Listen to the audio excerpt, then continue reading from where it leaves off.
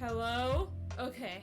For some reason, when I plugged in my mic, my input capture didn't immediately go to the mic settings as my microphone. So I don't know what happened there. Sorry, my bad. But hi. I'm gonna turn this down a little bit actually. There we go. So today I was like, I'm kind of in the mood for reading a fanfic, but I don't really know any other good ones. So I decided, hey Mayhem, what's up? Yeah, I decided to, the author for Tommy and Its Clinic for Supervillains, I remembered their name because the number of times that I credited them when reading Tommy and Its Clinic, and I was like, what other things have they made? And so I found something small.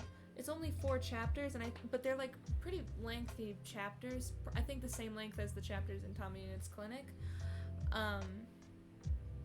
We're gonna read 1 or 2 today. This is probably only gonna, reading this is probably only gonna take a couple of streams. So let's get into it.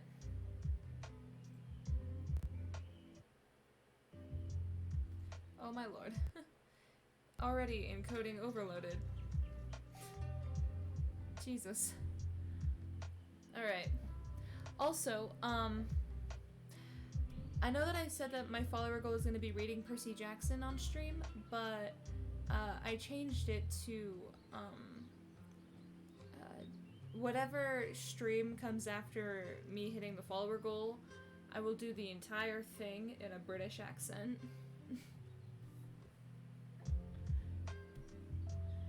I'm changing it because I started reading Tommy. I got to right after where him and Wilbur were in the McDonald's. Ooh, that's a good chapter. All of them are good chapters, but like, oh god, it just gets, it's so good. I won't spoil it. But I found, so this one is called Under the Brine. So, relationships, there's no romantic. It's Wilbur Soot and Tommy in it, Wilbur Soot and Phil Watson, Wilbur Soot and Technoblade, Nikki, Nihachu, and Wilbur Soot. Characters, Wilbur, Tommy, Nikki, Phil, Techno, Quackity, and Puffy. Alright.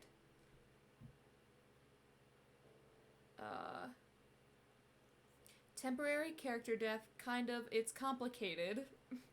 Horror mystery, implied reference character death, angst with a happy ending.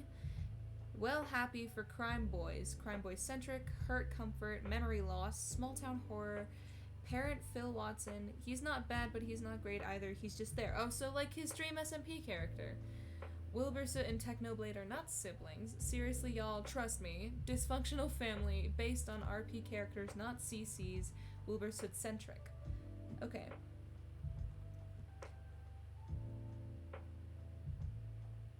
Wow, and I am really reading MC fanfiction. That is a beautiful collection. Alright. Chapter 1. Under the Brine. Oh wait, no, that's not the name of the chapter. Under the Brine by Bones and the Bees. Summary. Wilbur's breathing hitched as he looked into the pale eyes of the dead boy. Unlike before, his lips were no longer blue, and there was no more seaweed stuck in his blonde curls. He was sitting up now, the waves soaking the bottom of his pants as he sat on the sand across from Wilbur. I'm not dead, Will, the boy said, the words tumbling out of him in a rush. I'm not dead. Don't fucking listen to them when they say I'm dead, because I'm not. You know I'm not. I saw your body, Wilbur stammered, unsure of how the dead boy knew his name. It's not me. I don't know what the fuck that thing was, but I'm not dead. You can feel it, can't you? The boy pleaded, his voice cracking as he started crawling on the sand towards Wilbur. You have to save me, Will. Please. You need to get me out of here. Or Wilbur finds a dead body at the beach, and that's only the start of his problems. Or, crime boys and joyers, just trust me on this, I got you. Okay. Trigger warnings for this chapter: descriptions of a dead body, mention of throwing up. So, and if anyone in chat, if that triggers anybody in chat, please, it'll probably say, or give a little bit of a warning when that happens. So, but if it's just gonna trigger you in general, I will not be upset if you leave for a few minutes.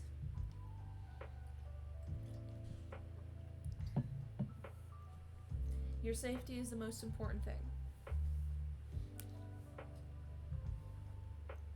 Alright. Chapter 1. The Ocean's Gift. Wilbur was never one to take early morning walks, but it was never too late to try something new. At least, that's what he thought to himself as he walked down the rocky shore, the sky pale with the promise of dawn as he fumbled to get a cigarette out of his pocket. The horizon was edged with pink and orange, the sky above his head quickly shifting from gray to blue as the sun began to peek its face over the water. The ocean itself was choppy this morning, the waves a steely shade, lapping over the beige sand with a little too much enthusiasm for Wilbur's liking. He stepped back right before another wave crashed against his boots. Then, once he was sure he was out of the splash zone, he went back to focusing on his cigarette. His fingers trembled in the icy morning air as he put his cigarette between his lips. Reaching into the pocket of his coat, he took out his scratched lighter, having to flick it a few times to get the flame to catch. Then, the cigarette was lit, and Wilbur's shoulders dropped in relief as his throat was warmed by the bitter smoke. In and out. In and out. Wilbur matched the drags he took with the rhythm of the waves. It was strangely calming, and Wilbur wondered why he didn't do this sort of thing more often. Well, he knew why. It was rare for him to be awake before 10 in the morning, let alone awake before sunrise. More often than not, if he was awake when the sun was rising, it was because he pulled an all-nighter. But he hadn't pulled an all-nighter last night. All he'd done was sit on the couch, watch some movie he couldn't even remember now, and went to bed at a surprisingly reasonable hour. Next thing he knew, it was 4 in the morning and he was restless in a way he hadn't been in a long time. It was like there had been an itch he couldn't scratch, something pricking up under his skin, urging him to get up and get out of the house. Normally, he was content to spend his mornings lounging in his bed, scrolling through his phone until his caffeine craving annoyed him enough to get up and make coffee. Oh, by the way, I should have asked this earlier, but are the music levels good? I can't tell if it's just really loud in my headphones or not. I'm sure it's fine, but just let me know if I'm too quiet or the music is too loud, or both.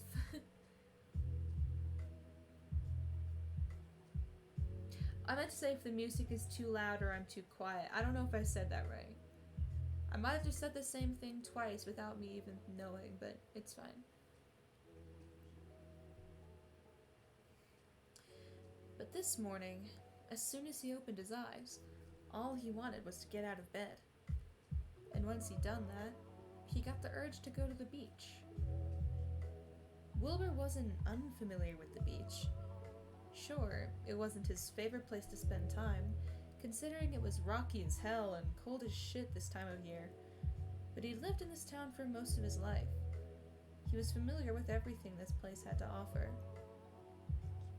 He'd never enjoyed the beach all that much, but since he'd woken up so early, he figured he might as well appreciate the sunrise to its fullest extent.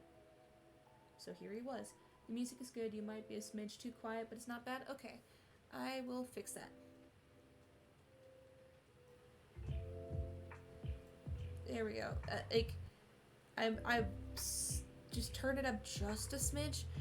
I still have a really shitty microphone, and if I speak too loudly, it kind of makes this weird puts this weird effect on my voice.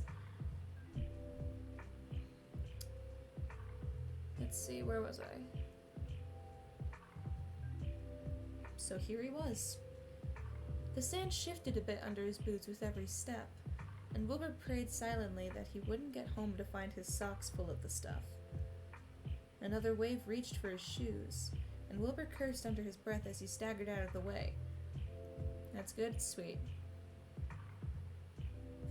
Also, if this takes place in England, it is definitely, like, I'm sure it doesn't, because it's like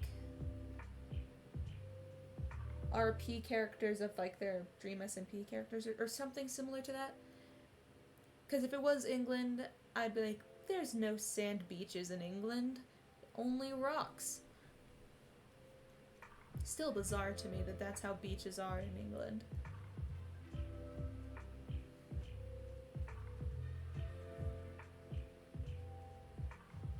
Another wave reached for his shoes, and Wilbur cursed under his breath as he staggered out of the way. Come on now, we barely know each other, Wilbur crooned as he looked out at the ocean, smirking with a cigarette hanging out of the corner of his mouth. Maybe it was a little weird for him to flirt with the literal ocean, but it was funny to him, and it's not like there was anyone else around to see him. But, actually,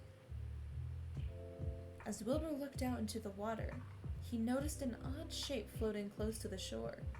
It was lumpy and white, definitely too misshapen to be an overturned boat, and was far too small to be some kind of buoy.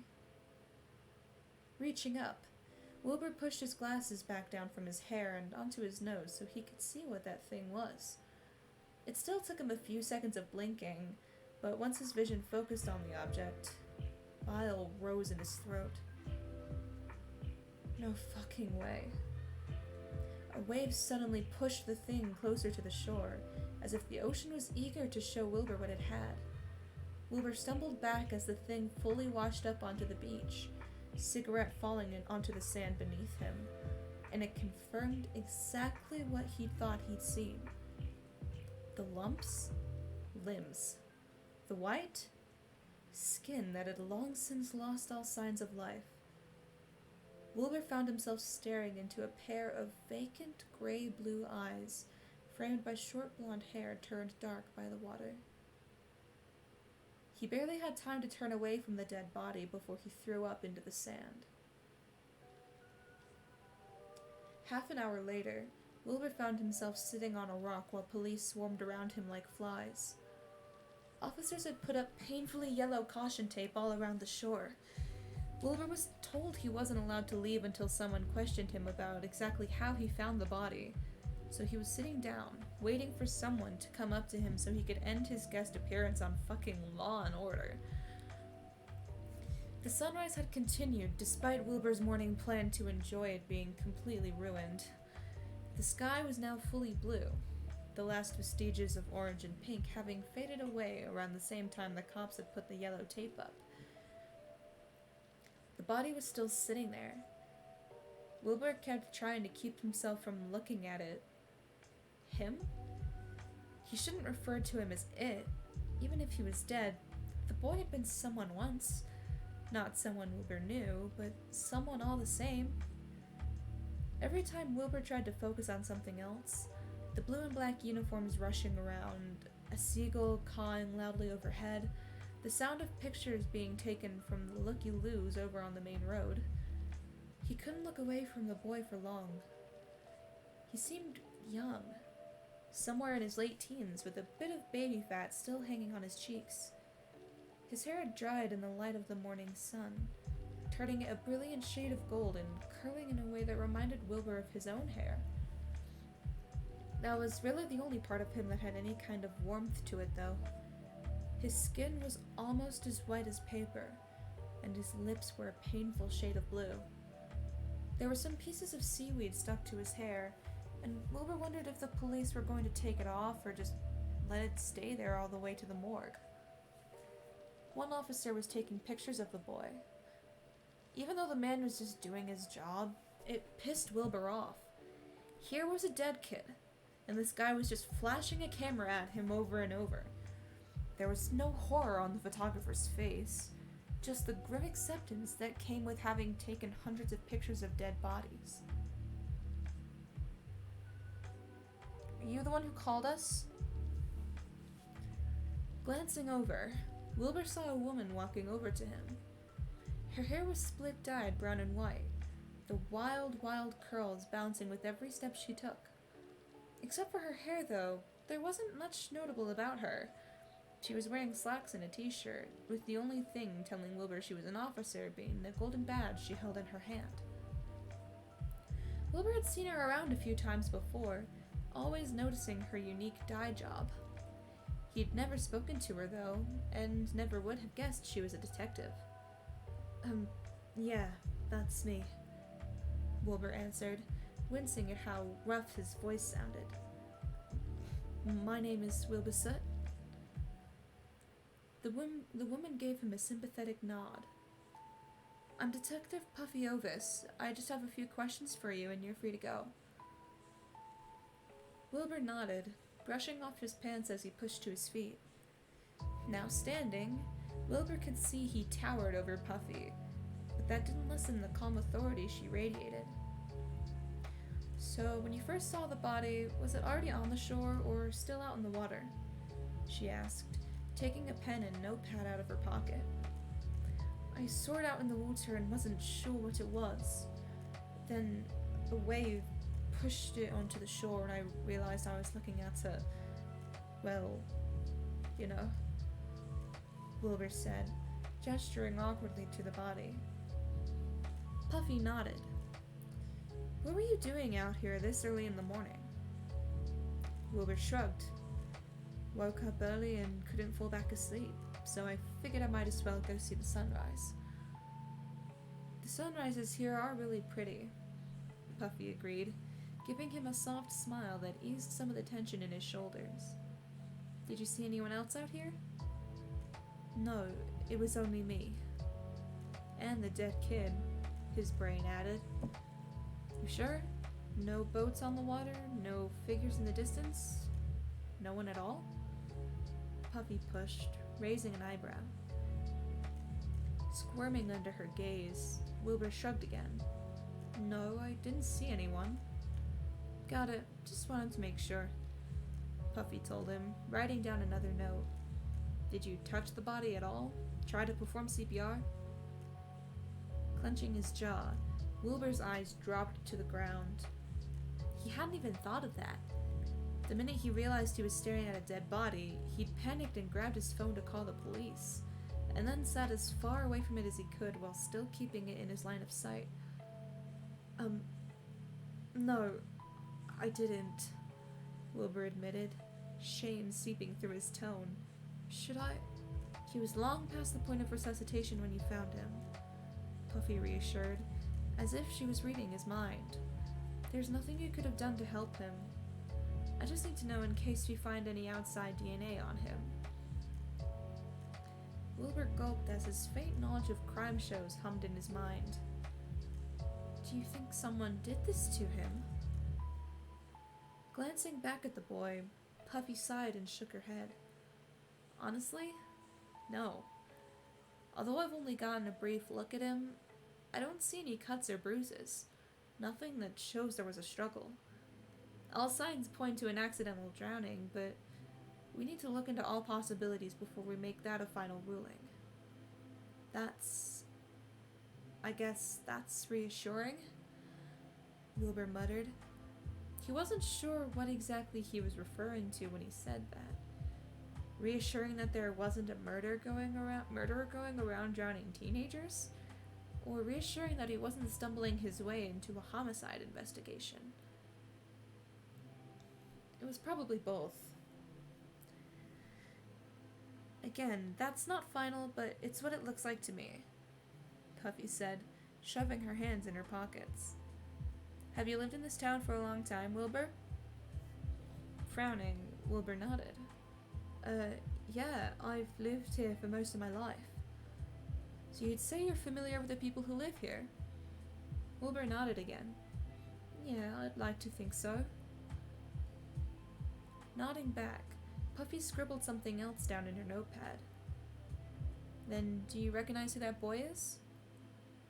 Puffy then asked, something like hope flickering in her gaze. His eyes flitted over to the boy again.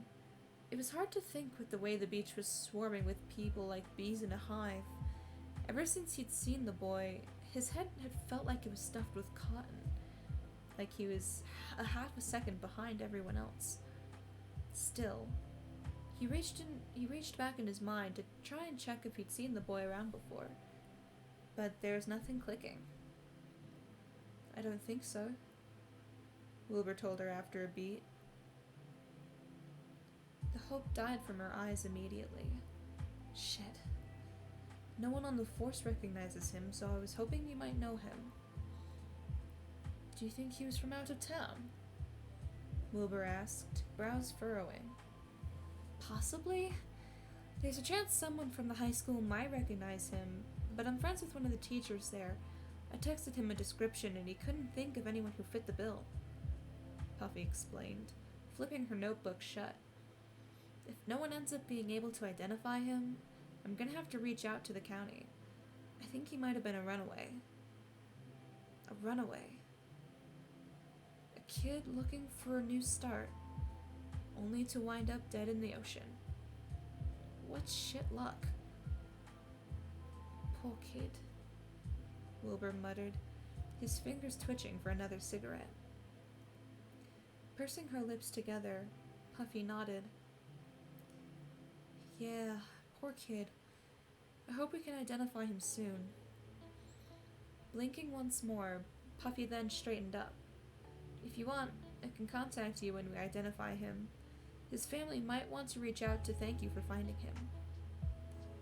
Now that was a conversation Wilbur wanted to avoid at all costs. He didn't deserve a thanks of any kind. He was just walking along the beach and a dead body washed up in front of him. Getting thanked by the kid's family was the last thing he wanted to come from all this. No thanks. My uncle is on the force, so I'm sure I'll hear it from him, Wilbur explained, giving Puffy a forced smile. Wait, seriously? Who's your uncle? Puffy asked, eyes widening. Technoblade?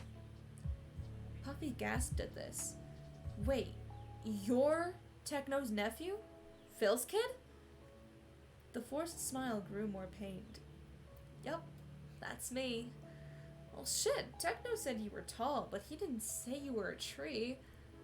Puffy chuckled, exaggerating, craning her neck to meet his eyes. But as quickly as it was there, her laughter faded in a second, and then she gave him a saddened look. I'm sorry we couldn't have met under better circumstances. If you have any questions about how things are going, feel free to call the station and ask for me. Thanks. I'll, keep that in mind.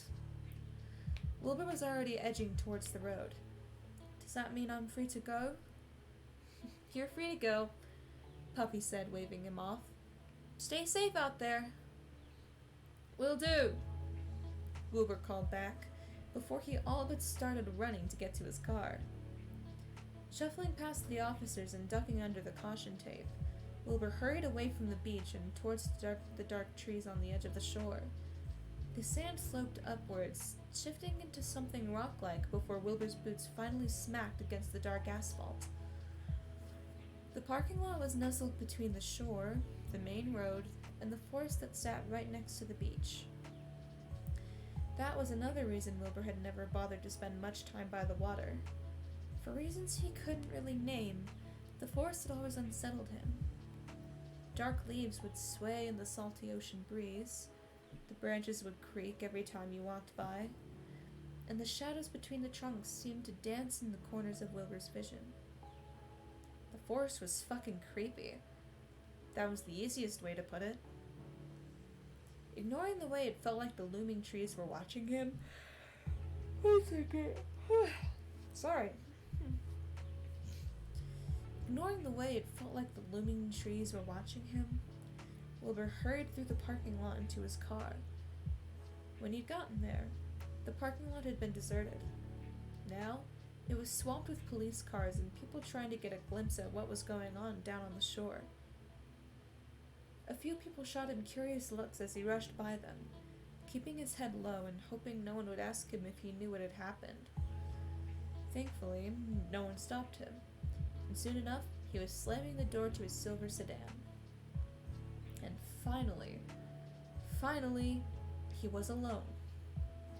No cops, no looky-loos, and no dead kid. None of them were watching him anymore, which meant he could finally breathe.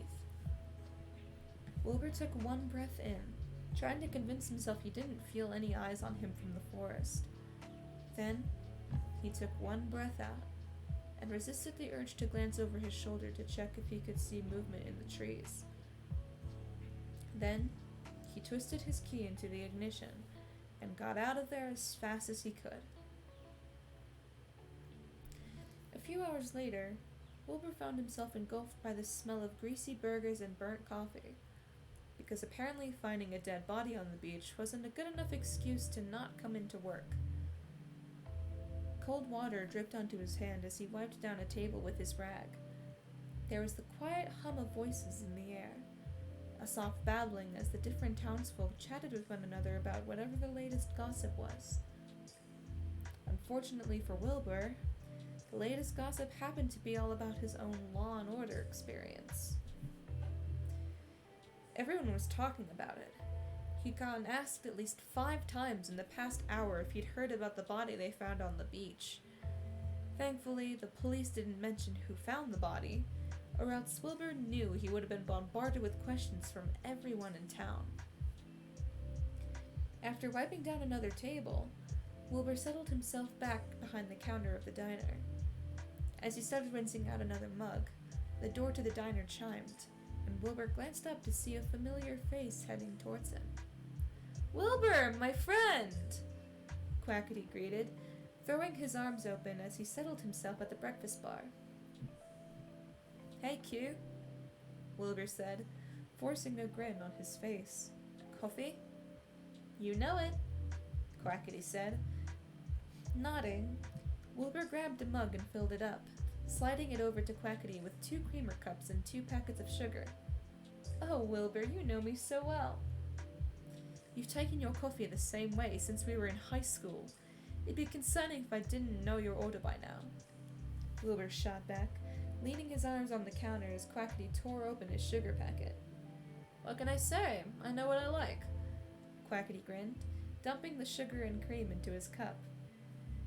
Well, Wilbur certainly knew that was true. He'd known Quackity since they were both in middle school, and while Wilbur wasn't sure if he would still call Quackity his best friend like he used to, he still enjoyed catching up with the man whenever he stopped by the diner.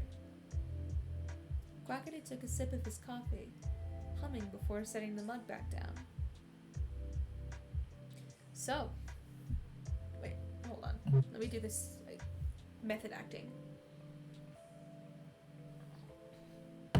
So, did you hear about that crazy shit at the beach this morning?" "Yeah, it's kind of impossible not to," Wilbur said with a shrug. "Do you know anything about it?" Quackity asked, raising an eyebrow. "Just that they found a dead body on the shore." He kept his eyes on the counter, desperately hoping that Quackity wouldn't notice the forced casualness in his voice. However, the universe must have really had it out for Wilbur today, because Quackity immediately narrowed his eyes. "Bullshit. You know something and you're just not saying it," Quackity said, leaning forward on the counter. "Did Techno tell you something?" Damn Quackity for still being able to read him so well. Shit. It wasn't worth it to even try and lie. At least he knew Quackity wouldn't pry too much. Sighing, Wilbur stretched over the counter so he was face to face with Quackity. "You gotta promise to keep quiet about it if I tell you what happened, okay? I don't want people running over here and asking me to repeat myself 10 times over." Quackity raised a single eyebrow at him. Wilbur, come on. I wouldn't pull that shit. Yeah, he wouldn't. And that was one of the greatest things about Quackity. He wasn't a gossip. He just liked information. Fine. Wilbur nodded, tapping his fingers along the counter. If you must know, I'm the unlucky motherfucker that actually found the body this morning and had to call the cops. Eyes widening, Quackity lurched back in his seat. Are you fucking with me? I wish I was, Wilbur admitted, keeping his voice low so no one overheard them. Literally, all I wanted this morning was to take a nice walk on the beach, and a dead fucking body washed up right in front of me. I haven't been able to get that image out of my head all day. Fucking hell, dude, Quackity said, letting out a breath between his teeth. That's rough. I'm sorry everyone keeps bringing it up. It's not like there's anything I can do. Shit never happens in this town, so of course this is gonna be the only thing anyone talks about for the next week. Squeezing his eyes shut, Wilbur saw the dead kid's face flash behind his eyes again, and he winced as he quickly reopened them. So, you didn't recognize the person at all? Quackity asked after a moment of hesitation. Wilbur shook his head. No. He was a kid, though. Had to have been like 17 or 18 at most. Jesus, that's horrible, Quackity grimaced. Do they know how he died?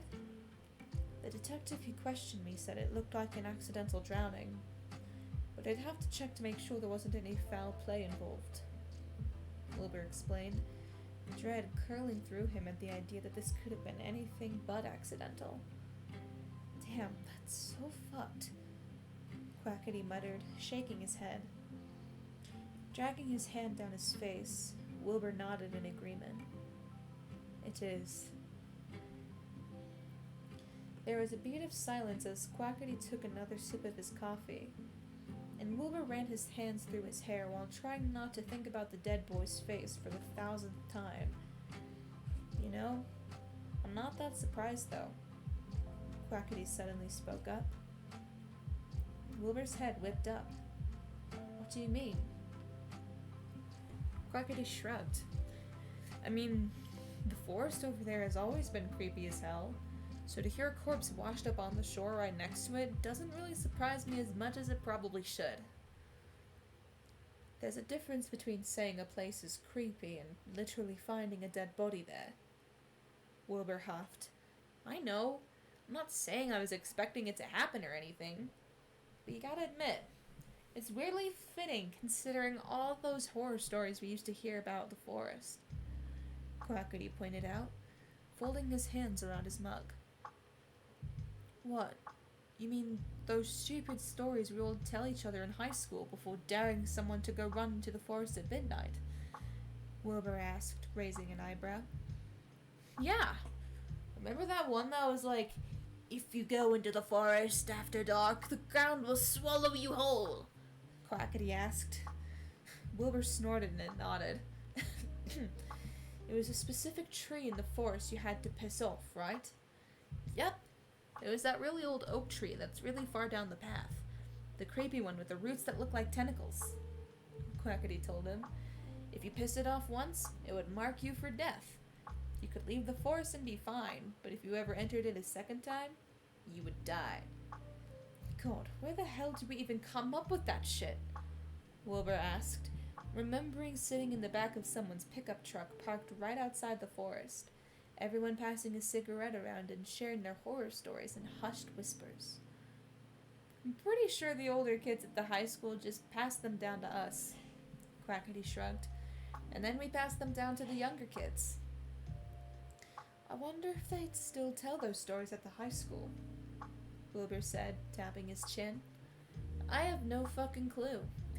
But either way, it's weirdly fitting that a dead body washed up on the shore right next to that weird-ass forest. Straightening up off the counter, Wilbur rolled his eyes. Considering the kid drowned, it doesn't seem likely he got eaten by the forest. Oh, fuck off. You know that's not what I meant. Quackity was cut off by the door chiming again, and Wilbur looked up to see a couple heading towards an empty diner booth. "Be right back," Wilbur told Quackity, grabbing 2 menus and heading over to the table. Of course, the new customers mentioned the dead body, and of course, Wilbur pretended he only knew the bare bones of what was going on. After handing them the menus and pouring them some coffee, he hurried back to the counter where Quackity had just finished his own drink. Holding up the coffee pot, Wilbur raised an eyebrow. "Want a refill?" "Nah, I gotta get to work," Quackity said, digging into his pocket and pulling out a wad of dollar bills. "It was nice talking to you, though, man. It's been way too long." Wilbur frowned at this. "I mean, it hasn't been that long, has it?" "I don't know. Definitely feels like it to me. I never see you out anywhere, and the few times I do, you're always by yourself. Don't ever really look like you're eager to talk to people," Quackity told him as Wilbur grabbed the money off the counter. "1 second. Sorry. Jeez. Let me drink some water."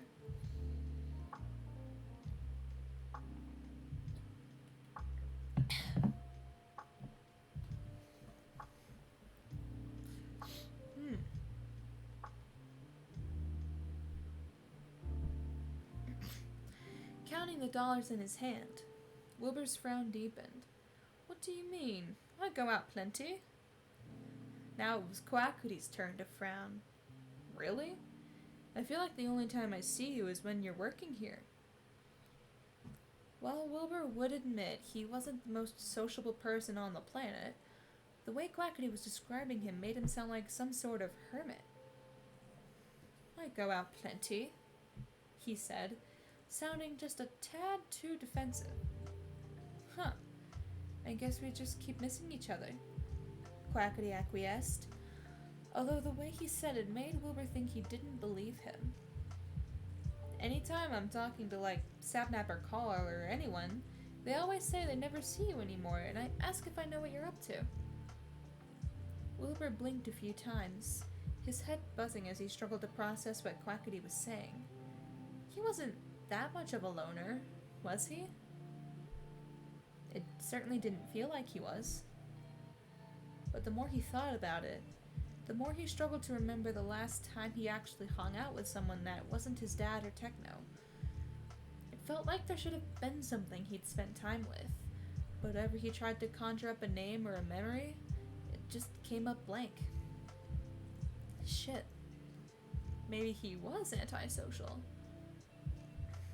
"Guess I'd go to work on that then," Wilbur muttered, half to himself. "Well, if you ever want to hang, you still have my number."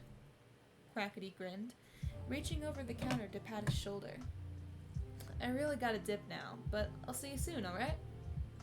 "See ya." Wilbur waved as Quackity headed out. As the door shut behind him, Wilbur frowned and once again turned over Quackity's words in his head. It couldn't have been that long since he'd hung out with people. Normally, if he went too long without actually going out, he got really anxious and wiry. But he didn't feel like that at all right now. Then again, it's not like he felt good right now either. There was still this uncomfortable itch under his skin whenever he thought back to that morning. Like there was something watching him even though he was far away from the forest now. Maybe it was the way those washed-out gray-blue eyes wouldn't leave his mind. How could he still see them glazed over with seawater, staring blankly into Wilbur's own face as if the boy was searching for something? Or maybe Wilbur was freaked out because he'd seen a fucking dead body. That was the more likely explanation. So, he ignored the way the hair on the back of his neck stood up every time he turned his back to the windows, and focused on just getting through the rest of his shift so he could go home and put this hellish day behind him. On the drive home from work, Wilbur couldn't stop thinking about how things felt off. He kept glancing over to his passenger seat, as if he was expecting someone to be there, when he couldn't remember the last time he'd given anyone a ride. When he'd pulled up his Spotify to play music through his car speakers, an unfamiliar song picked up playing halfway through, although Wilbur couldn't remember ever hearing the song before. Once he was at a stoplight, he saw it was on a playlist he didn't even remember he had. It was a mix of songs he recognized and songs he didn't. He even checked to see if he had shared the playlist with anyone, but it didn't have any likes on it, so it was his and his alone. Strange. While he usually didn't take a lot of Spotify's recommended songs, he supposed he must have made this one when he was half asleep one night and couldn't figure out what he wanted to listen to. That definitely sounded like something he'd do. And hey, the songs he didn't recognize were actually pretty damn catchy, so he wasn't complaining. As he pulled into the parking lot for his apartment complex, Wilbur breathed a sigh of relief and cut the engine, ending one of the unfamiliar songs halfway through. Finally, he was home, and he could put this day behind him. That was all he wanted at the moment. Crisp evening air made goosebumps rise along his arms as he climbed out of his car. There were no neighbors out right then, meaning Wilbur didn't have to get dragged into another conversation about the incident that the whole damn town didn't want to shut up about. Quite the relief, really. His apartment was empty when he got home, and he wasn't sure why he was surprised by this, considering he hadn't had roommates in years. After kicking off his shoes and tossing his jacket on the couch, Wilbur headed for the kitchen, the fluorescent lights flickering on with their ever-present buzzing. In the wake of finding the body, Wilbur had forgotten to clean out his coffee pot when he'd gotten back from the beach. Cursing under his breath, he poured the rest of the coffee down the sink and filled the pot up with soapy water, before reaching for the half-empty mug he'd left near the stove when he'd headed out to watch the sunrise. When he went to pour the contents of the mug down the sink, though, he paused. Now, Wilbur made sure to do his dishes every night before he went to sleep. It was a routine he'd developed in his first year of living on his own, when he had a roommate who would go a solid week without washing his dishes. The old food would stink up the entire kitchen, and since then the smell of old food that had been left out for too long would immediately trigger his gag reflex. So to make life easier on himself, he did the dishes every night before he slept. And while there weren't any dishes with food on them in the sink, there were 2 mugs he didn't remember using filled with foggy water. 2 mugs. He didn't drink coffee at night, and that was usually the only thing he broke out his mugs for. Sometimes, if he was having trouble sleeping, he'd drink tea, but there were no tea bags in the trash can, and he wouldn't have used 2 different mugs if he had 2 servings of tea.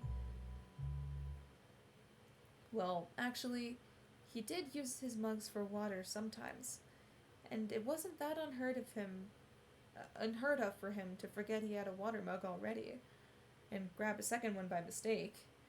Sure, it was a little strange he hadn't cleaned the mugs out before he went to sleep last night, but he was definitely tired, so he probably had just forgotten. Is this a ghost story?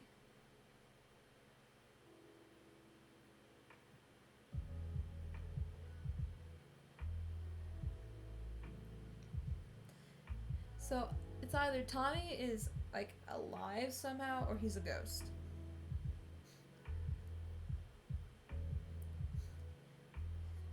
Hair rose on the back of his neck again. He pointedly ignored it and rinsed out all the dishes in the sink before setting them on a towel to dry. After that, he went through his normal post-work routine. Take a shower, make dinner, debate calling his father, which usually he decided against, and then find something to watch or a video game to play until he was ready to pass out. My bed is ghost? Yeah, I'm thinking that too. That night, Wilbur made himself pasta for dinner. The classic, easy but filling pile of starch that every person in their 20s knew how to make. Once the pasta had been boiled, he heated up some sauce he had in the fridge, and tossed a few garlic cloves in it as it sat on the stovetop. Nothing too fancy. When he went When he went to dish out the pasta into a bowl, Wilbur paused and realized he had set out 2 bowls instead of 1. Huh.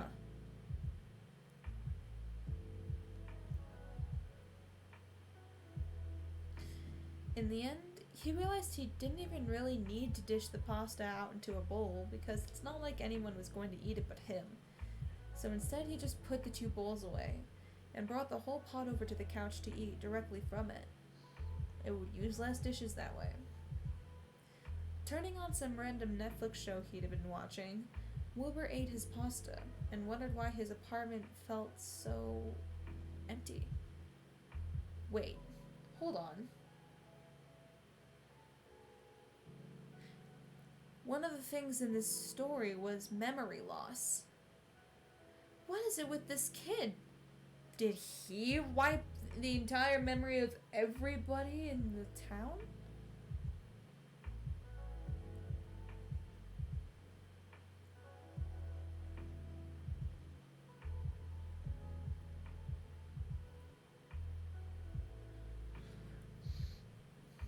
It was dead silence save for the TV, and while Wilbur didn't exactly want to hear any strange noises in his apartment, it was almost like it was far too quiet for his liking. Maybe he needed to get a cat. He'd always liked cats, and the idea of having a furry little creature running around his feet and stretching across his lap for pets made him smile wider than he'd like to admit. Besides, it would be good for him to have a cat, since he really wasn't getting out that much. A pet would keep him from isolating himself as much. He still felt like he was being watched. He still ignored it. That night, Wilbur ended up getting tired a lot earlier than usual. That made sense considering he'd literally been up before dawn and didn't bother fighting his exhaustion as he put the rest of his pasta back in the fridge and settled himself into bed. Wilbur. Wilbur's eyes flew open, and he saw he was sitting on the beach again.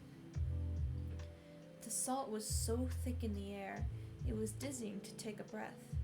Shades of pink and orange lined the horizon, and the waves were reaching for his legs, just barely brushing the tips of his shoes. He was sitting on the sand. The sand was warm, despite the sun not having risen yet. He dug his fingers into it as he tried to figure out who said his name. Wilbur! The voice sounded again, and this time Wilbur saw who it belonged to. Wilbur's breathing hitched as he looked into the pale eyes of the dead boy. Unlike before, his lips were no longer blue, and there was no more seaweed stuck in his blonde curls. He was sitting up now, the waves soaking the bottom of his pants as he sat on the sand across from Wilbur. I'm not dead, Will, the boy said, the words tumbling out of him in a rush. I'm not dead. Don't fucking listen to them when they say I'm dead, because I'm not. You know I'm not. I saw your body, Wilbur stammered, unsure of how the dead boy knew his name. It's not me. I don't know what the fuck that thing was, but I'm not dead. You can feel it, can't you? The boy pleaded, his voice cracking as he started crawling on the sand towards Wilbur. You have to save me, Will. Please, you need to get me out of here. Wilbur was frozen as the dead boy grabbed his arms.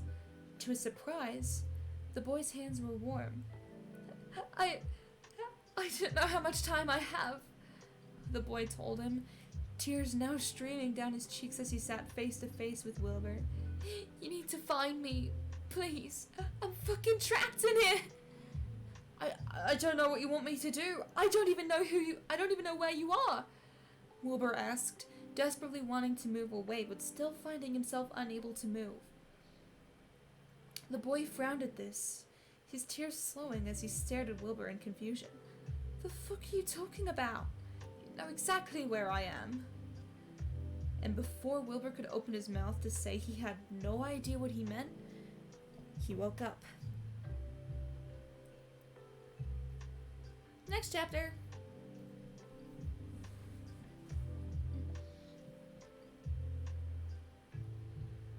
hold on a second.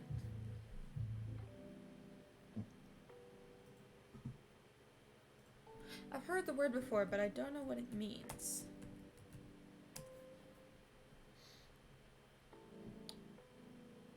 Hello? Oh, there we go. Oh, brine. Water strongly impregnated with salt. Oh, okay. Oh, right. Brine, that's what people use to cook food sometimes. Oh, wait, why did I open that? Okay, anyway.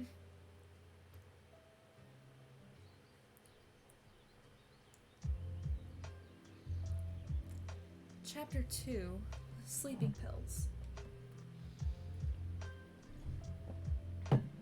In the days following the beach incident, Wilbur struggles.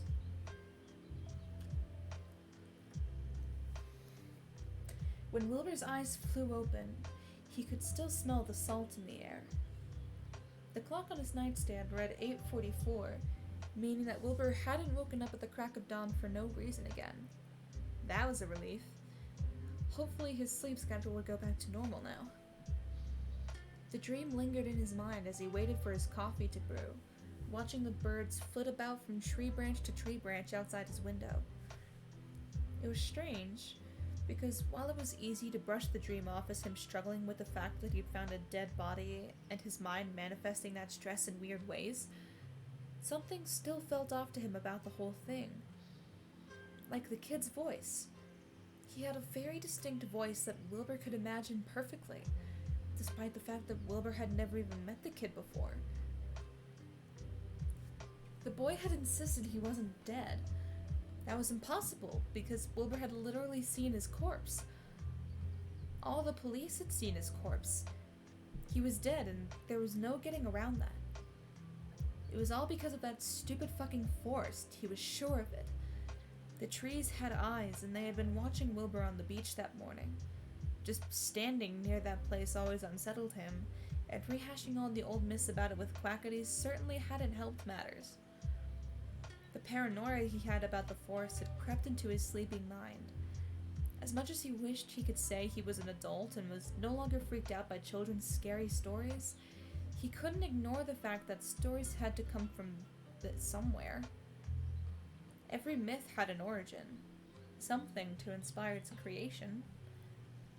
Wilbur didn't know what inspired all those horrific tales of the forest, and that's what scared him the most about it. He wished he'd never gone to the beach yesterday morning. If he had just stayed in his apartment and watched the sunrise from his bedroom window, someone else would have found the body. Someone else would be haunted by those washed-out blue eyes. It wouldn't be his problem. But unfortunately, he couldn't go back and change the past. So he waited for his coffee to brew, and tried to do anything to keep his mind from focusing on the way it felt to have the boy's hands grip his arms. A few hours later, Wilbur found himself back at the diner. Although it was less intense than yesterday, the dead body was still the talk of the town. The police still hadn't released any information on the kid, and Wilbur wondered if they were going to post a description of him to see if anyone could identify him. Still, it was a small town. If no one on the police force could identify him, then it was unlikely anyone else in the town would be able to either. As Wilbur passed another order through the window to the cook, the door chimed with a new customer, and Wilbur's eyes widened when he spotted a familiar head of pink hair walking through the door. Techno was dressed casually today, with a button-up and jeans that had become his standard uniform for his detective work. His bright pink hair was pulled back in a low bun at the nape of his neck, and although he didn't smile when Wilbur met his eyes, Wilbur could read his uncle well enough to see the warmth flash through his gaze all the same. "Hey, Techno," Wilbur greeted as Techno sat down at the breakfast bar, the same spot Quackity had been at the day before. "You want your usual?" "Yeah, that'd be great," Techno grunted, stretching his arms above his head and letting the joints pop loudly. Nodding, Wilbur scribbled down Techno's usual order and passed it back to the cook. Then he grabbed a mug and a tea bag, filled it up with hot water, and set it off to the side to let it brew. "How you doing?" Wilbur asked once that was done. Techno, who had been dragging his hands down his face, blinked a few times at Wilbur. "I'm exhausted. It's a mess down at the station right now. Because of that." Techno nodded, blinking a few times. "Puffy told me you were the one who called it in yesterday." Pressing his lips together, Wilbur nodded. Yeah, I was." "You doing alright after that?" Techno asked, raising an eyebrow at him. Wilbur looked away and shrugged. "I mean, it definitely wasn't the ideal way to spend my morning." Techno frowned. "Wilbur, come on." Damn it. Was Wilbur really just that easy to read? "Fine, you want me to say it fucked me up?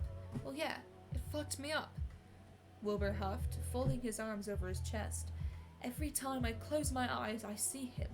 It's not fun."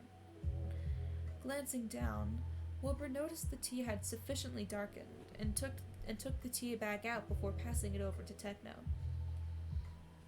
"It'll get better after a few days," Techno reassured him, muttering a thanks as he took a sip of the tea. "The first time I saw a body, I threw up." Wilbur snorted, although there was no amusement in the sound. "So did I." Techno winced in sympathy. "You should go visit your dad. Take your mind off things. I'm sure he'd be happy to see you." Barely fighting back the urge to roll his eyes, Wilbur turned to grab an order from the cook, and placed it onto a tray before hoisting it up in the air. Sure, I'll pop over to Phil's place and be like, 'Hey Dad, I know we haven't talked in weeks, but guess what? I found a dead body. How have you been?'" He didn't want to bother to wait for Techno's response as he walked out from behind the counter to deliver the food. As he set the plates down in front of a few teenagers crowded into a booth, he could feel Techno's eyes boring into the back of his head. Picking up the tray, Wilbur pointedly ignored Techno's gaze as he moved back behind the counter. Keeping his eyes down, he began to rinse a random cup out, silently praying the cook would call out another order soon. "I still don't understand why you avoid talking to Phil," Techno said, clearly not wanting to let the topic be. "I don't avoid him," Wilbur shot back, wetting a rag to wipe down the counter despite the fact that it was already clean. "I'm just busy, you know." "Oh really? Doing what?" Techno challenged. Shit. What could he say? "Hanging out with friends?" Techno hummed. "Like who?" Quackity's words from the day before echoed in his mind. "I never see you out anywhere. The few times I do, you're always by yourself." "I see Quackity sometimes," he lied. Again, there was that hum. The one that Techno made when he knew Wilbur was lying, but was going to watch him dig himself into a hole until he gave up and came clean. And as always, Wilbur kept digging. It was easier to dig and dig until his lungs were filled with so much dirt he had to cough the truth out along with the rocks and earth. Hold on 1 second. These things taste awful by now, but I need something to soothe my throat other than water. So I'm getting a little Listerine patch. I remember I used to think that it was pronounced Licerin or something like that, because Listerine sounded bad.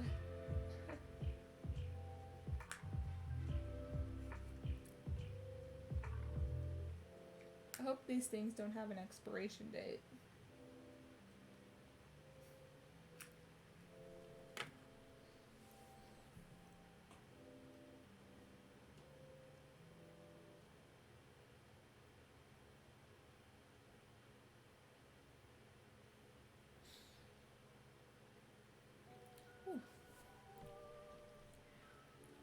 So you're hanging out with Quackity so much you can't even give Phil a call? Running the rag under the water again, Wilbur winced when it came out came out far too hot, turning the skin of his palm bright red. It wasn't that he didn't like his dad. Phil had done the best he could, raising Wilbur on his own in the wake of his mother's death. He was never a bad parent. He never yelled, never was cold, always made sure Wilbur knew he could come to him if he needed anything. But there had always been a barrier there. Some invisible wall that Phil had hidden himself behind when they buried his mother in the cemetery down the road. When the worms and bugs had claimed her as one of their own, Wilbur wondered if his father ever felt like he was down there with her as well, buried under the dirt, being eaten away day by day until he was nothing but a skeleton. Maybe that's why it was easier for Wilbur to let his own lungs fill with dirt than state the truth. Maybe he and Phil were both meant to reside on the earth. A family of 3 sharing one coffin. It would certainly be the closest Wilbur had been to his father in years. It was unfair of Wilbur to describe Phil in such cruel terms. He knew his father was mourning, and he shouldn't fault him for that. Wilbur would have mourned her the same way if he actually remembered her. But he had been so young when she died. She was nothing more than a ghost on the wall in their home. Sometimes he thought he could hear her laughter in the wind, but he could never trust the trees in this town, especially not the whispers he'd heard from their leaves.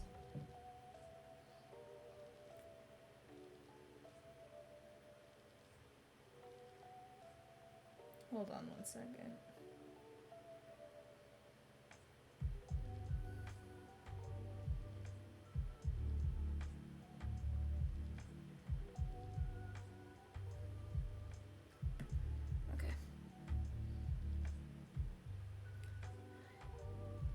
Like I said, I'm busy. Wilbur snapped at Techno, ignoring the way his palm now throbbed from the burn. And then, in blessed timing, the cook called out another order, and Wilbur breathed a sigh of relief when he saw it was Techno's. Picking up the steaming plate of hash browns and eggs, he gave it a once-over to make sure the cook made the hash browns extra crispy, and then set the plate down in front of his uncle. If you don't want to see Phil, I won't push you, Techno said, pulling the plate closer to him. But you do need to talk to him at some point, at least so he's not worrying over you all the time. Wilbur paused his wipe down of the sink. He doesn't worry about me that much. He knows I can handle myself. Huffing, Techno dropped his fork onto his plate with a loud clatter. Of course he knows you can handle yourself, but he's your dad. I know he's not the best with all that emotional stuff, same as me, but parents worry about their kids. You should be glad I didn't tell him you were the one who called in the body, or else your phone would be ringing off the hook. Since when did you become an expert on parenting? Wilbur questioned, raising an eyebrow at him. At this, Techno snorted. I mean, I've watched Phil do it for years. Plus, I babysat you plenty and you didn't die, so I'd like to think I'm not completely clueless. When I was 10, you tried to teach me how to sword fight with real swords. Wilbur deadpanned. You didn't lose any limbs or eyes, and now you know how to use a sword, so who's the real winner here? Despite his piss-poor mood, Wilbur couldn't help but laugh at that. Wait 1 second, I just realized there's a feature that I could use so I don't have to, go back into this YouTube video.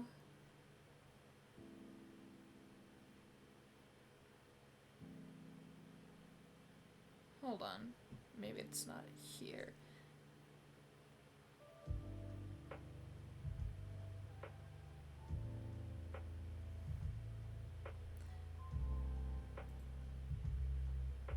That's weird.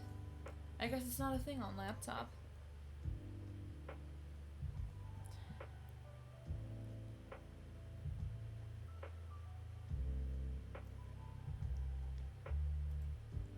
Or am I just reading it wrong? guess there is no loop option. Oh well.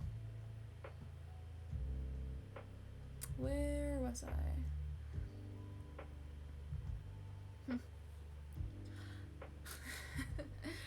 I've never seen Phil look more scared shitless than when he walked in the door and saw us going at it, Wilbur said, smiling at the memory. And then I got lectured for the next hour while you played Mario Kart in your room, Techno finished, matching his smile. That had been a good day. One that Wilbur hadn't thought about for a long time. The laughter died down. Maybe I'll call him tonight, Wilbur said. The dirt tasted bitter on his tongue. I hope you do, Techno responded. Techno could see the earth falling from his lips. Techno could always see it. This time, though, he didn't call Wilbur out on it. Wilbur wasn't sure if he was relieved by this or not. Wilbur wanted to go to the forest. It was a strange sensation, one he wasn't familiar with, because normally he did his best to stay as far away from the forest as possible. But as he drove home from work, his conversation with Techno still heavy on his mind. Something in his chest ached to face eyes that had been lingering on him since he left that beach. Maybe he was just sick of it. Maybe he was sick of the fear. Maybe the only way to get the eyes to stop looking at him was to meet their gazes head on. In the end, though, Wilbur found himself sitting on sand instead of earth. The sky was a pale shade of orange as dusk reared its head. Despite the tugging in his chest telling him to go into the forest itself, to let the dirt and moss grow over his skin and become one with the towering trees, there was something else in his head screaming at him to do the exact opposite, warning him that if he walked into the forest, he might never come out. Wilbur had never been a good gambler, so he preferred not to take chances if he could avoid it. That's how he found himself on the beach instead, which was the last place he wanted to be. It looked the same as it had in his dream the night before. The water reached for his boots, just like it had the day before. But Wilbur no longer saw this as a fun, teasing move from the icy gray water. Now it felt like a silent threat. Yesterday had shown him what exactly could be lurking in that water. The longer he stared at the shimmering reflections bouncing off the waves, the more he wondered if there were other bodies hidden beneath them. More boys with blonde hair and washed-out eyes. Boys with pale skin and seaweed in their hair, who would reach out for Wilbur with freezing hands and drag him down, down, down, down to the very bottom until he became just like the rest of them. His skin losing its color, eyes blank and unseeing. Wilbur didn't know why he was back here. Wilbur didn't know why he hadn't left already. The smoke from his cigarette gently burned the back of his throat. It wasn't as soothing as it usually was, but Wilbur had already lit it, so he was going to pretend like it was helping. As he watched the sky grow darker and darker with each passing minute, smoke curling from his lips and around his face, Wilbur felt a buzz from his phone in his pocket. Taking it out, he saw he'd just gotten an email from some random website about a sale going on, and went to put his phone away but paused. This was a beautiful view. Since he already had his phone out, why not get a picture? Pulling up his camera, Wilbur snapped a few pictures of the dark water bathed in the soft light of the dying sun. Of course, the pictures never turned out as good as the real thing in front of him, but there is always some sort of small fulfillment that came with attempting to freeze a moment like that in time, even if it was just a pale imitation of the real thing. After taking a few pictures, Wilbur went to his photo library to look over them. It was then he noticed a few older pictures in his camera roll that made him pause. Wilbur had never been one for taking a ton of pictures of himself unless he was with other people. He wasn't the biggest fan of social media, so he didn't see much point in taking pictures of himself if they were just going to sit in his camera roll taking up storage. But there were some pictures of himself sitting in his library that he struggled to remember taking. One was him sitting in his car, grinning and holding up what he guessed was a milkshake from the diner he worked at. Another one was of him sitting in a place he couldn't remember. The background was too dark to make out such detail, save for some kind of sheet of metal behind him. Then there was another of him working behind the counter at the diner, curls sticking up all over the place and coffee staining his apron. 1 second.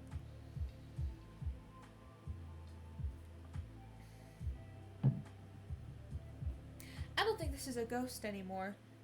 I think something is happening where he completely forgot about Tommy. And that's why there's a lot of things going on that he doesn't remember why. Like the playlist or the mugs in his sink.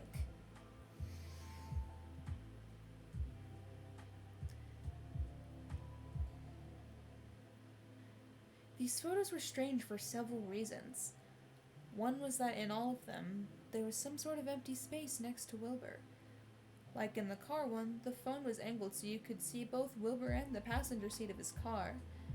The unknown place again had a lot of negative space to his left side, and the diner one didn't even seem like he could have been the one who took it, because both of his hands were visible in the picture. It was like there was supposed to be someone next to him in all the photos, but they had just been erased. He stared at the empty spaces, and that foggy feeling he'd had at the beach the day before came back full force. There was a throbbing behind his eyes, and the longer he stared at the pictures, the worse it got. Something was wrong. What was wrong? When the pounding in his head became too painful to ignore, Wilbur shoved his phone in his pocket and took another eager drag of his cigarette. As soon as the pictures weren't in his line of sight, the throbbing faded. The photos weren't that weird, just seemed like he was shitty at taking pictures of himself, which made sense since he didn't have a lot of practice at it. There was a nagging in the back of his head, telling him he shouldn't brush this off, but the more he tried to focus on that nagging, the quicker it slipped away, like sand falling through his fingers. The sand on the beach was cold against his free hand. For some reason, that also felt wrong. Wilbur didn't remember driving home. One moment, he was at the beach, the cigarette burning the edges of his fingers. The next moment, he was on his couch with sand in his boots. Vaguely, he could recall getting in his car and heading back, but that same foggy feeling hung over his mind the more he tried to think about it, so he decided not to worry about it too much. It had to just be the stress of the past 2 days. Stress could cause you to zone out, right? He was pretty sure that was a thing. Slumped against the cushions, staring at the dark screen of his TV, Wilbur wondered why his couch suddenly felt far too big for him. It wasn't like it was a large couch or anything. If Wilbur stretched across it, his feet would still hang off the other arm of it. But just like how his apartment had felt too quiet the night before, now his couch felt too big. Like he needed something else to fill the empty space next to him. Guess he really should start looking into animal shelters for that cat. Suddenly, a harsh ringing rang out from his pocket, and Wilbur jumped when he realized he'd turned his phone off silent. As he took out his phone, he silently pleaded that it wasn't his father calling him again. That techno hadn't told Phil to contact Wilbur after their talk today in the diner. It must have been Wilbur's lucky day, because it wasn't Phil calling him. Wilbur grinned when he read the contact name, all of his worries immediately being brushed away as he hit the answer button. "Nikki!" Wilbur greeted cheerfully, falling back against the arm of the couch. "Hi, Will!" Nikki replied, her smile audible even through the phone speaker. It's so good to hear your voice. Nikki was one of the few people Wilbur knew that wasn't from his hometown.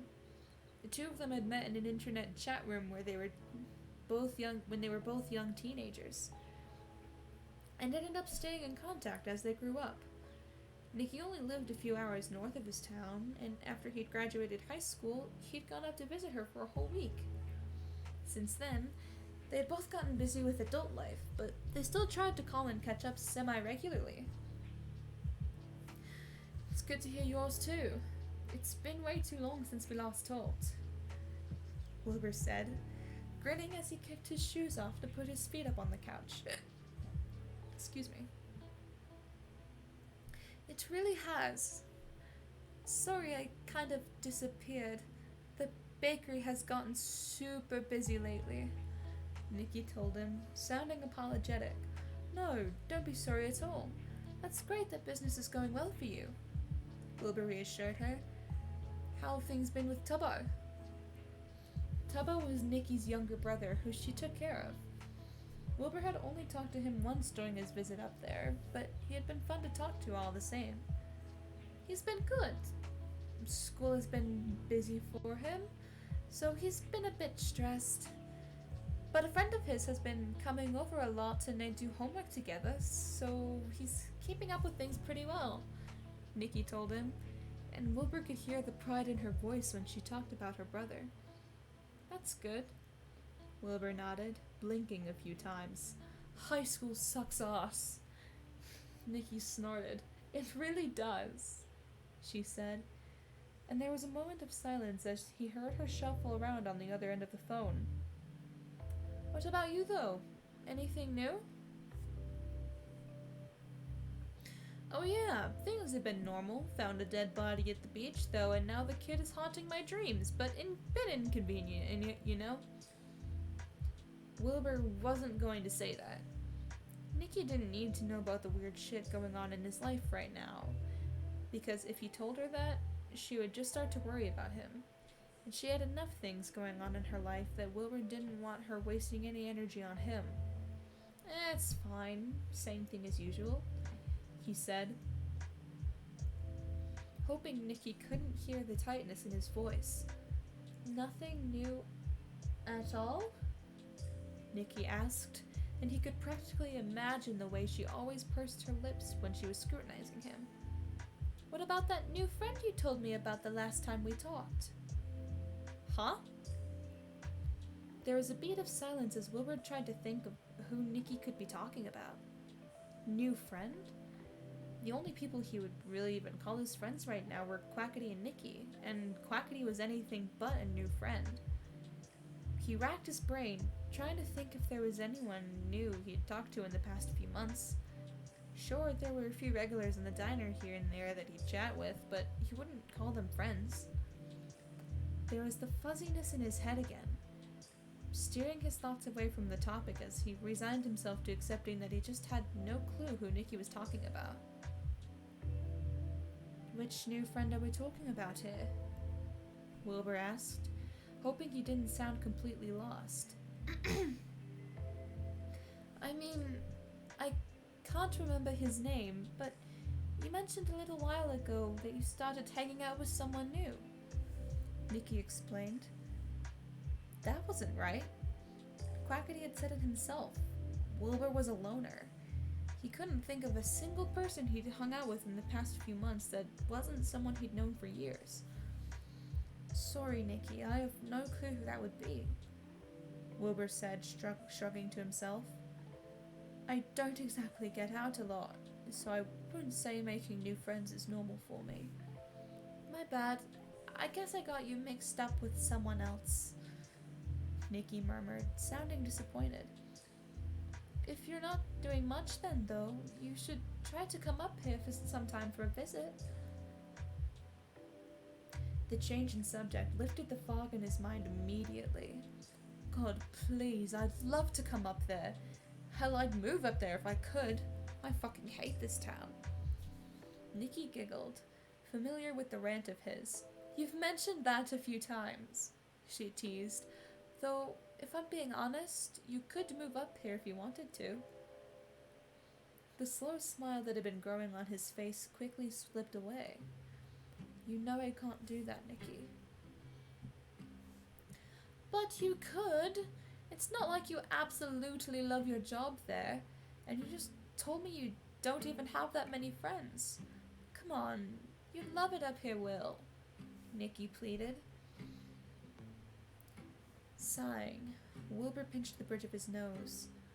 Trust me, I would if I could, but it's just, well, you know how things are with my dad, and I can't leave him, you know? There was a soft exhale on the other side of the phone. When was the last time you even saw your dad, Will? Nikki asked quietly. Damn it. One of the downsides of having met Nikki over the internet initially was that Wilbur had been more honest with her about his family than anyone he'd ever met. The anonymity of the internet made confessions like that feel safer. And with Nikki's gentle words and kind voice, it was almost impossible not to want to spill all your secrets to her. Well, I might not visit my dad that often, but it'd be even worse if I moved away. Wilbur tried to reason with her. I know you feel like you need to stay close to him because you think he'd be too lonely without you, but you hardly see him as it is. Besides, he has Techno, doesn't he? That was true. Techno and Phil saw each other nearly every day. I don't know. It just feels weird to think of leaving, Wilbur admitted, dragging a hand down his face. Nikki hummed in sympathy. I get it, but you should at least consider it. I appreciate it, Nikki. I'll let you know, Wilbur said, although he knew himself well enough to know that he was going to shove the offer out of his mind the second he hung up. Faintly, Wilbur heard a boy's voice shout something on Nikki's end of the call. Wait, you blew up a... Shit. Wilbur, I'm sorry, but I gotta go. Wilbur chuckled, having heard plenty of stories about Tebo's talent for blowing things up. Hope he didn't make too much of a mess this time. Nikki huffed. If he did, he's cleaning it up. He's cleaning it up, not me. Good luck, Nikki. Bye, Wilbur. And with that, she hung up, leaving Wilbur in the stifling silence of his apartment once more. It was strange.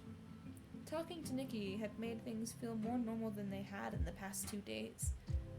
Despite the emptiness in his apartment still threatening to choke him, for a few brief minutes, he had managed to get rid of the feeling of being watched. That had all come back now, though.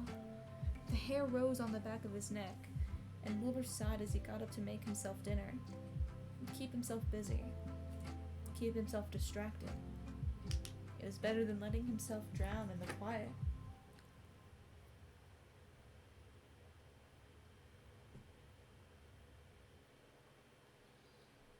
I'm taking another Listerine patch.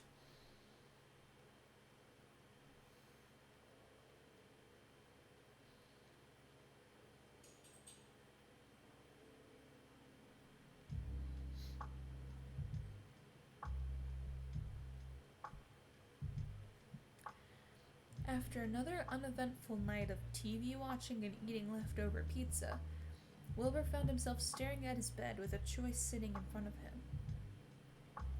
He could try to sleep like normal. His eyes were heavy. If he managed to keep himself from thinking about the dream he had the night before, it shouldn't be that much of a problem to fall asleep. But that was the tricky part.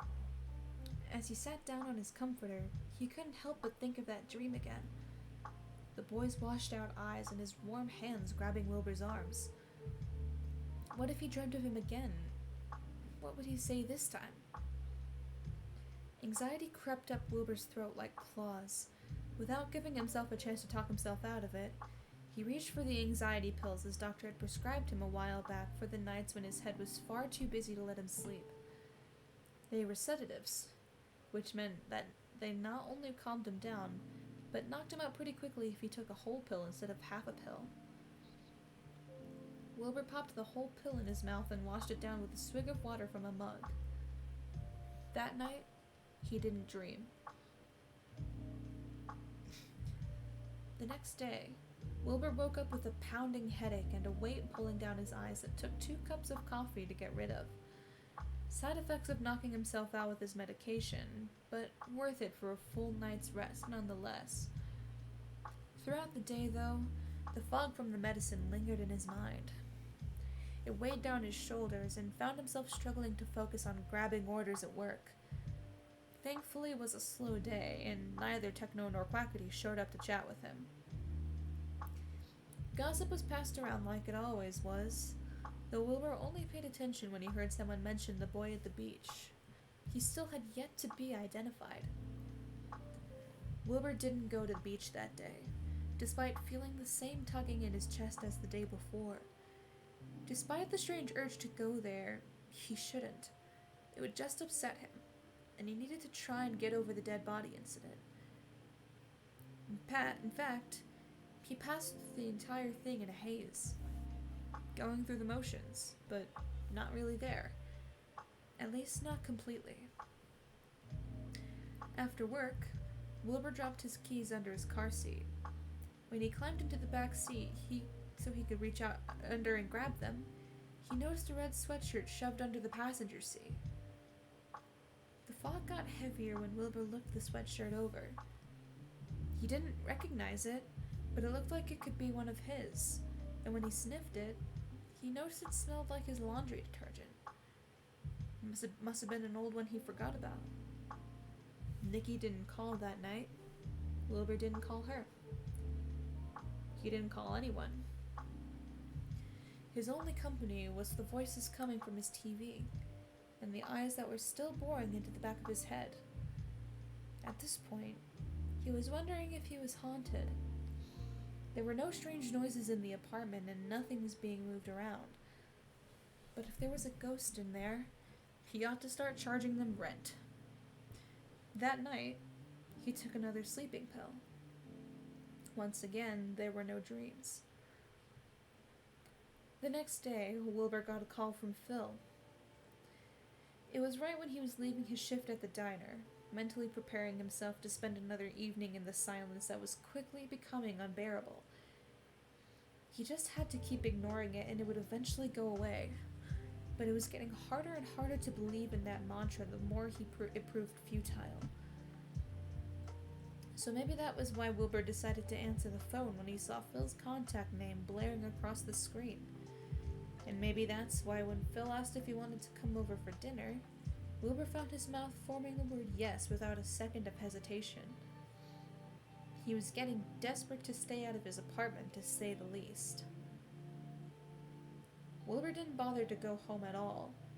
Instead, after he hung up on Phil, he turned on his blinker, knowing exactly how to get to his father's house from where he currently was. His current apartment wasn't all that far from his father's home. All it took was a few left turns to get himself away from the center of town and closer to the edges. It wasn't that Phil lived on the outskirts or anything, but if Wilbur still lived in his childhood home, it'd take him roughly an extra 10 minutes to get to the diner. The fog in his mind had cleared up a bit compared to the day before, but he still felt off in a way he couldn't explain as he pulled into the driveway of Phil's house. Something that once could have been nostalgia curled in his chest when he saw the peeling white paint and weather-beaten porch lit up by the headlights of his car. In a way, staring at his childhood home reminded Wilbur of staring at a piece of rotten fruit. You knew what it was supposed to look like, but time had degraded it into something that was damaged and wronged in the tiniest of ways. The dark bruises almost invisible in certain lighting, but it only took the slightest touch to realize the inside was nothing like what it had once been. Getting out of his car, wind whipped at his curls, carrying with it the smell of salt and brine. His fingers twitched for the cigarettes in his pockets, but he resisted the urge to grab one out and smoke it before going inside. Phil always hated the fact that he smoked. He didn't need a lecture because Phil smelled it on his breath.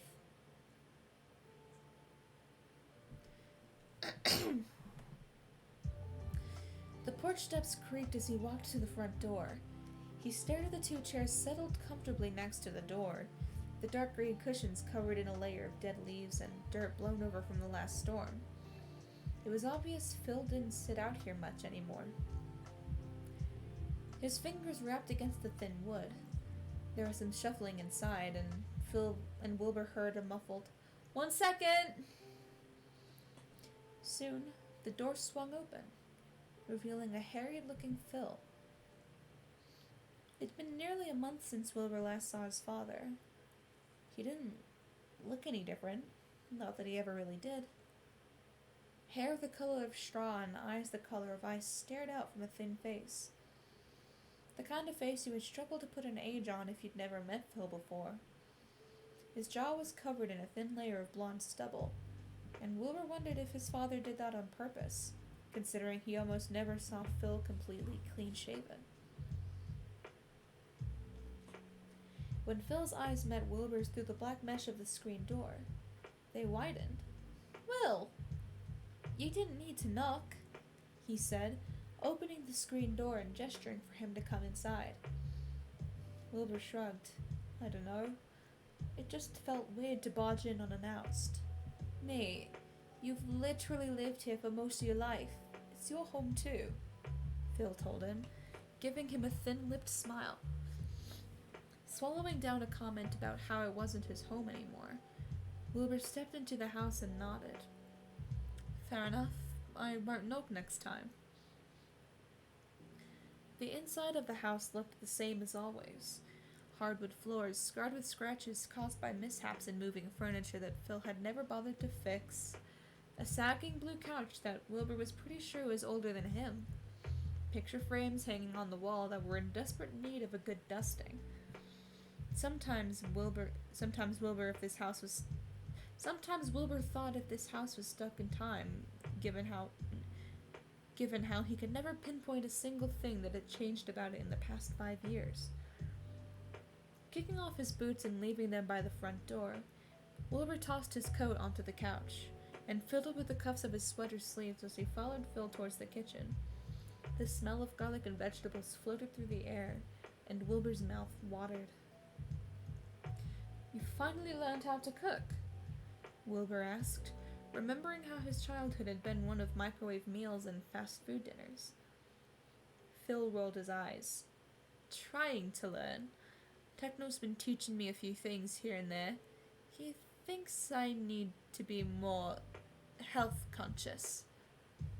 Wilbur snorted. "He realizes you're not that old, right? With the way he harasses me about shit like cholesterol, you'd think I'm in my 50s or something," Phil said, hopping a bit. "But I figured it's about time I learned how to cook something besides scrambled eggs and toast, so I'm trying to make chicken with broccoli and mashed potatoes tonight." Now in the kitchen, Wilbur could see the chicken baking in the oven, while the broccoli hummed in the microwave. There was a large bowl of fluffy potatoes sitting on one of the counters, and Wilbur raised an eyebrow when he saw potato peels piled high in the trash can. "You made mashed potatoes from scratch?" Wilbur asked. "That's the main thing Techno taught me how to make," Phil snorted, cracking open the oven to check on the kitchen. "I had to Google a recipe for the chicken, and I just followed the instructions on the bag for the broccoli." "You do everyone's accents so well." "Thanks. I feel like I'm not, but thank you."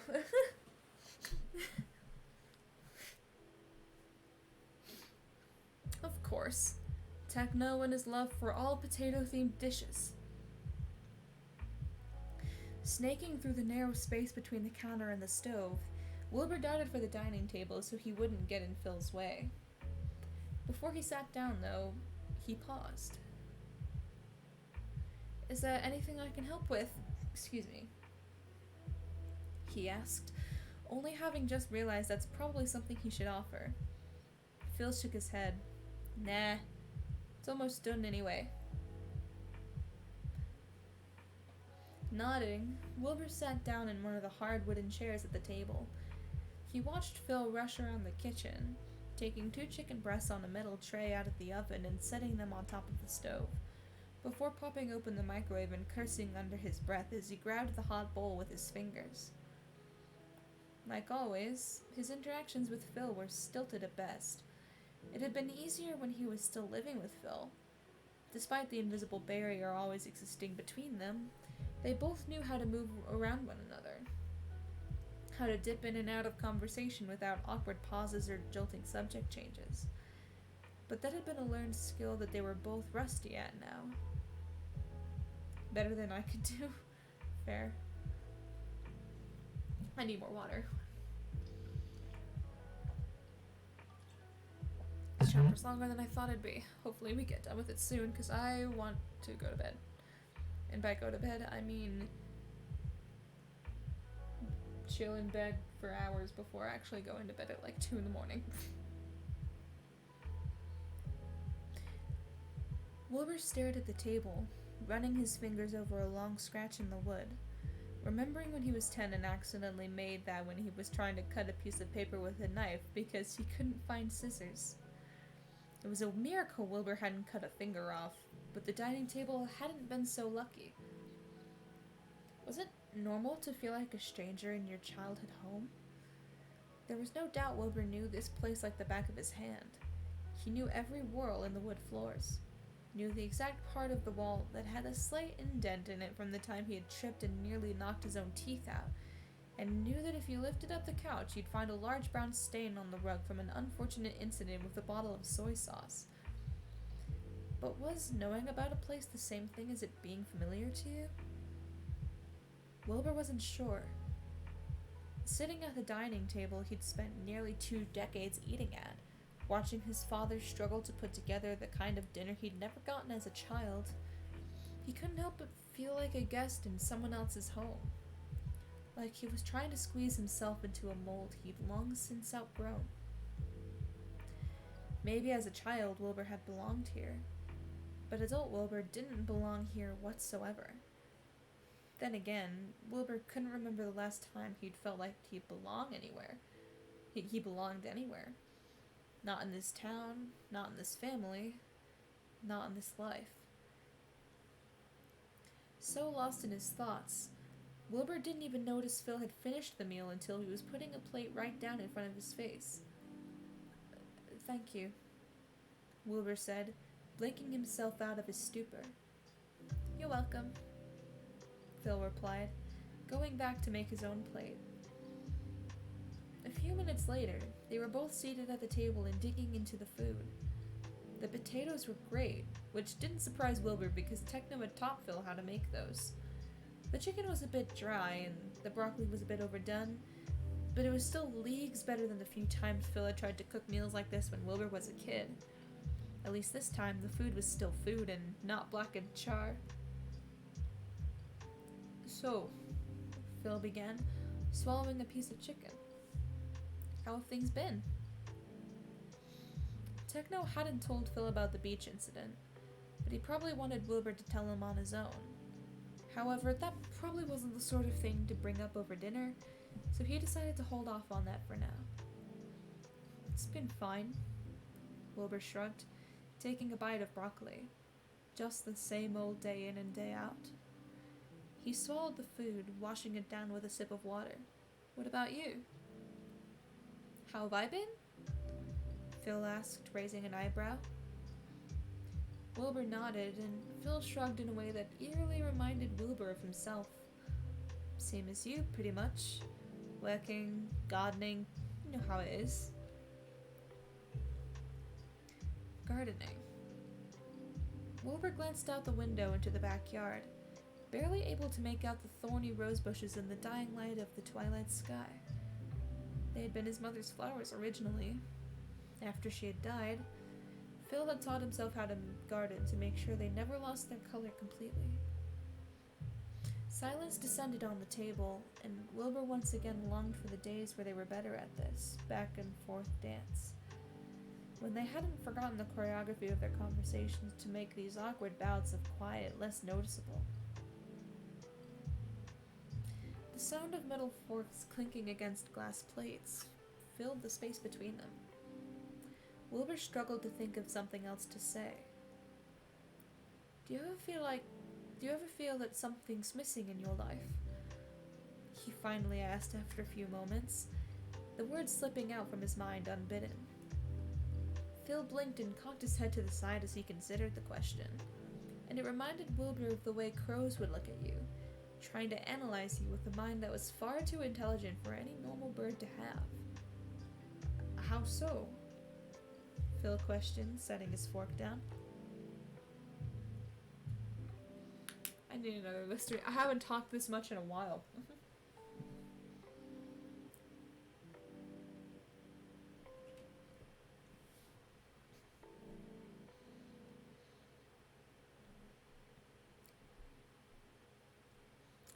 Furrowing his brows, Wilbur thought back to the empty spaces in his life that seemed to be smothering him these days. Like, you just feel like you lost something, but you can't figure out what it was. You look at a chair and think there should be something sitting in it, or you feel like your apartment is too quiet at night even though you've lived alone for years. Like there's an absence even though nothing filled that space in the first place. Wilbur explained, eyes dropping to his plate as he spoke.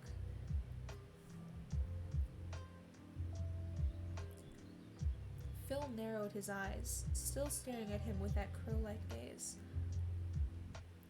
I know the feeling, but I know where the absences came from in my life. Is the Listerine like the mouthwash? Yeah. So there's these Listerine patches. They're edible. They're dissolvable patches that go on your tongue. They've been soothing my throat.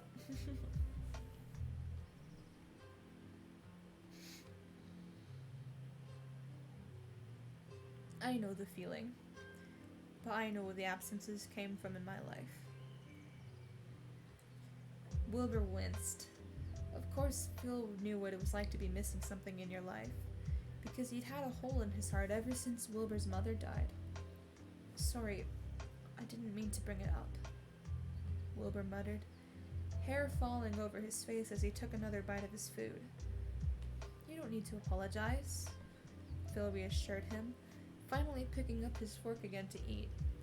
That really just makes me worried about you. Shaking his head, Wilbur speared another piece of broccoli and dipped it into the mashed potatoes because why the hell not? I'm fine. I've just been in a weird mood the past few days.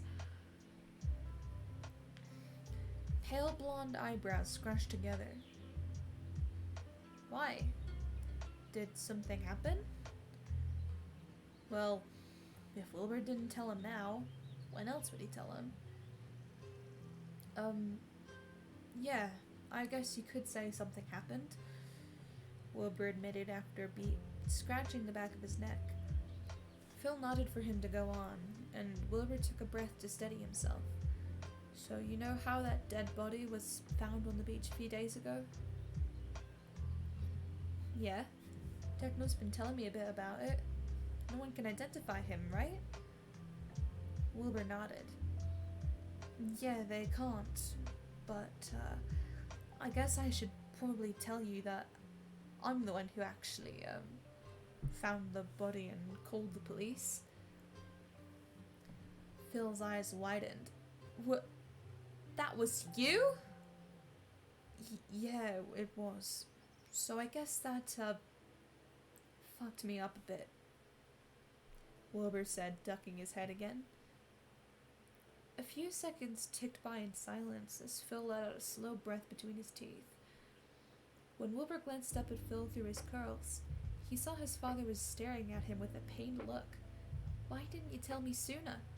That must have been horrible to see, Phil whispered. Wilbur winced. I didn't want to worry you. And I'm fine, really. I just saw a dead body. It's not like Techno hasn't seen dozens of those. Yeah, but Techno is a police officer.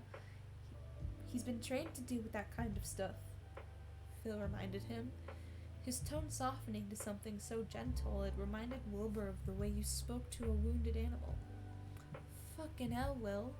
Of course you're feeling a bit off. I think anyone would be freaked out after something like that. Groaning, Wilbur dragged his hands down his face. Despite the constant tension humming between him and his father like a live wire, right now in his foggy state, he couldn't stop the words from rushing out of his mouth like an overflowing faucet.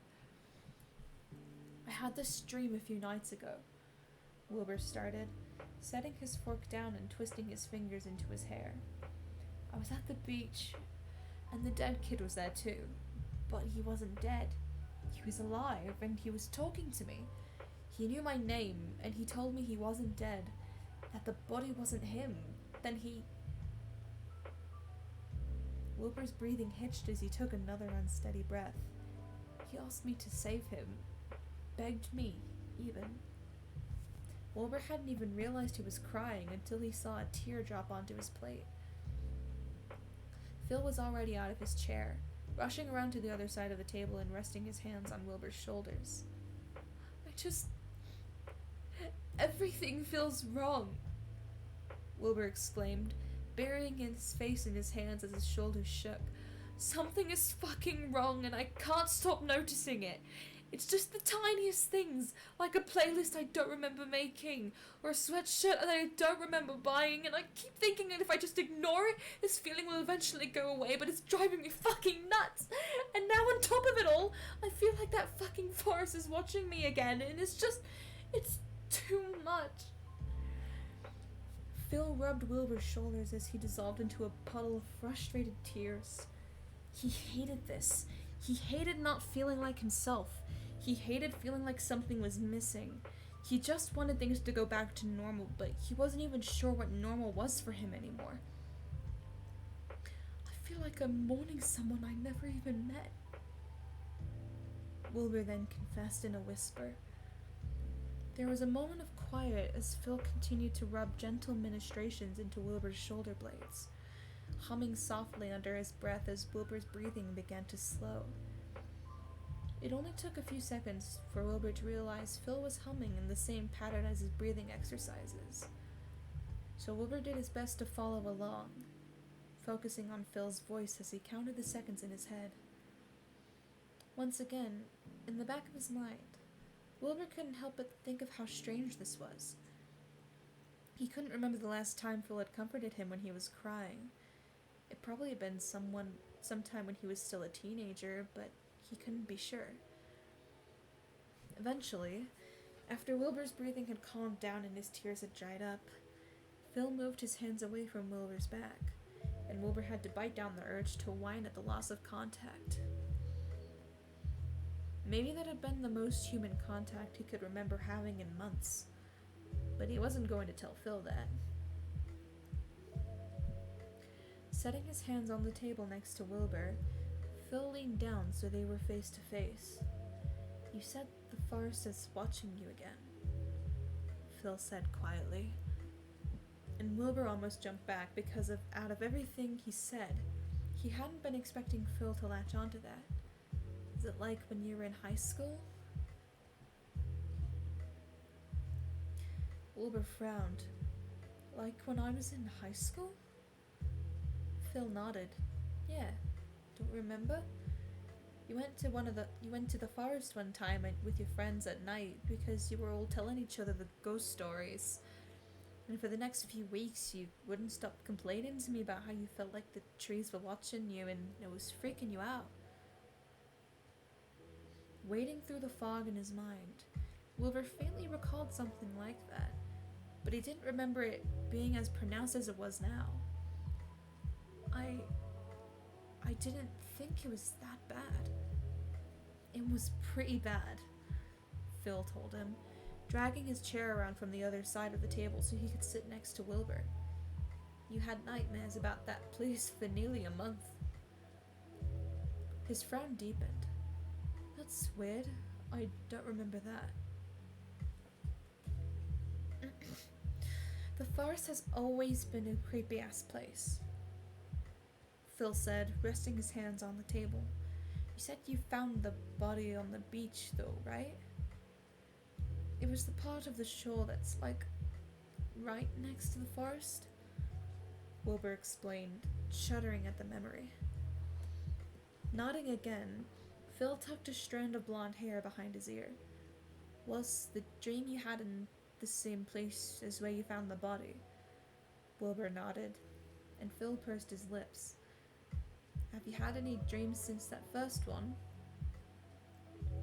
No, I've been taking my anxiety meds to sleep and I don't dream when I'm sedated like that. There was a beat as Phil considered this, scratching at the stubble on his jaw. While I'd usually be happy that you're using your medication like you're supposed to, I think you might need to not take it for a night or two. Phil started. I know that dream probably freaked you the fuck out and I don't blame you. But sometimes dreams can be trying to tell you something you can't hear during the day. Wilbur blinked. What? I know it sounds kind of batshit, Phil said, holding his hands up in mock surrender. But there are a lot of stories about that forest. How it can connect people in unexpected ways. You might not be able to get rid of this weird feeling until you work out whatever it is the dead boy is trying to tell you. Are you saying you think I'm being haunted by a fucking ghost? Wilbur asked, wondering if his dad had truly lost it. I wouldn't rule it out, but I think it's more likely than you're just not dealing that. But I think it's more likely that you're just not dealing with the trauma of seeing that dead boy, and your dreams might be trying to confront you about it, Phil explained. Either way, I don't think taking those pills is helping you in any way. But isn't that what I'm supposed to use them for? When I'm dealing with shit that's making me anxious? Wilbur challenged, meeting his dad's eyes again. Yes, it is. But I'm saying maybe you just try not to take them for a night or two and see what happens. If it just makes you feel worse, go back to taking them. No harm done, you know? No harm done. Yeah. Like having nightmares about a dead kid wasn't going to cause any damage to his mental state in the long run. Great idea, Dad. But Wilbur couldn't deny the logic in his father's argument. Phil was right in pointing out that the pills didn't seem to be helping. Maybe if Wilbur dreamt of the boy again and confronted him, he'd finally be able to get the peace he was so desperate for. Sighing, Wilbur dropped his hands into his lap. Okay, I won't take the pills tonight. Remember, they're still gonna be there if you decide it's worse without them. No, remember, they're still gonna be there if you decide it's worse without them, Phil reassured him. For some reason, that thought didn't comfort Wilbur as much as it should have. Following Phil's advice, that night, Wilbur didn't take his medication. Sure enough, he found himself sitting on the beach again. Dawn was still cresting the sky. Pink and orange streaked above him in the sky like brushstrokes, and when Wilbur tried to take a breath, the salt in the air stung the back of his throat. He dug his fingers into the sand, feeling how warm it was as it crumpled against around his fingertips. The waves reached for him again, the foam just barely brushing the tip of his boot. Wilbur scooted back to avoid it. When he looked up at the water itself, he saw the boy again. His back was to Wilbur. He stared out at the water, knees pulled up to his chest and chin resting on top. Although he couldn't see his face from this angle, Wilbur could feel the sadness radiating off the boy. Like he was missing something so badly, it was a pain he projected out to everyone around him. I was drinking water and some of it spilt out of my mouth.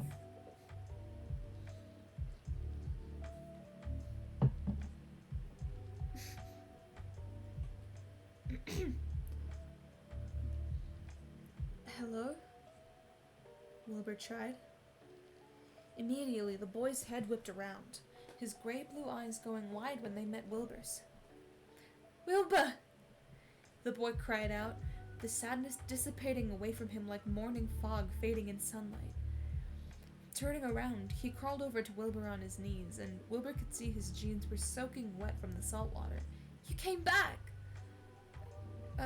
Yeah, I did," Wilbur said. Not sure if he should mention he didn't choose to dream about this place. The boy's joy and relief faded when he heard the uncertainty in Wilbur's tone. I thought you weren't gonna come back for me. That you were gonna leave me here." A wave of guilt surged through Wilbur despite the fact that he didn't know this boy. He looked like he was struggling to hold back tears, and Wilbur noticed his eyes were decidedly more bloodshot than they had been the last time he had this dream. "I'm sorry," Wilbur muttered, wringing his hands in his lap. I got freaked out." The boy frowned at this. "Freaked out? Because of me?" Wilbur nodded. The boy winced as if Wilbur had struck him across the face. "Why would you be freaked out by me?" the boy asked in a small voice. Shit. If he answered honestly, would he offend the kid? It was probably better than lying to him. I mean, if you found a dead body on the beach and suddenly started dreaming about the guy, you'd be freaked out too, right? Wilbur asked, unsure of why he felt so embarrassed to admit that. The boy was silent for a moment. Wilbur glanced up at him through the hair falling over his eyes and saw the boy staring at him in shock. Seconds ticked by. The ocean reached for them again, and Wilbur moved his legs up further, while the boy didn't flinch as the water pooled around his legs. Slowly, realization dawned on the boy's face. "Do you know who I am, Wilbur?" he asked in a whisper so soft, Wilbur struggled to hear it over the ocean. Wilbur shook his head. "No, I don't," he said, wondering why the words tasted like dirt in his mouth. The boy's breathing hitched, and Wilbur flinched when he saw a tear roll down the boy's cheek. "You forgot me," he whispered, sounding so completely broken it made something ache in Wilbur's own chest. "I'm sorry." Wilbur wasn't sure why he was apologizing, but it felt like the right thing to do. More tears fell down the boy's cheeks, but he brought up his damp sweatshirt sleeve to wipe them away. It's okay," he said, although the cracks in his voice didn't make his words sound very reassuring. It's not your fault, I don't think." There was a moment of silence as the boy wiped his eyes a bit more, dragging his hand down his face before digging his fingers into the sand. "Fuck. No wonder you looked so freaked out the first time you showed up here," the boy muttered, letting out a weak chuckle. "Am I supposed to know who you are?" Wilbur asked, his own words nearly swallowed by the quiet roar of the waves. The boy nodded, giving Wilbur a pained smile. "You are. But if I tell you who I am, you'll think it's just some fucked up dream, won't you?" Wilbur didn't answer, but the boy was right and he knew it. Taking his silence as an answer, the boy took a shaky breath. "Shit. Okay. This really complicates things." He rubbed his eyes again and turned so he wasn't looking at Wilbur, as if meeting Wilbur's eyes was painful for him. "There's a place you can go that might help you remember. I don't know if it'll work, but it's the only thing I can think of." "Somewhere in this place?" Wilbur questioned, gesturing to the beach around them. The boy shook his head. "Not in the dream. I mean when you wake up. Do you know the train tracks around on the edge of town?" Wilbur knew the train tracks. They sat right outside the border of the town itself, littered with abandoned freight trains after the line had been shut down when Wilbur was just a kid. No one had ever bothered to take the rails off or collect the rusted over train cars, which had made it a popular party spot for teenagers. I'm familiar with them, yeah. If you go there when you wake up, you'll find a shoebox in the far back corner of one of the freight cars. I need you to go find that shoebox, Wilbur. The boy told him, still not looking at him. It might help, it might not, but it's the only thing I can think of.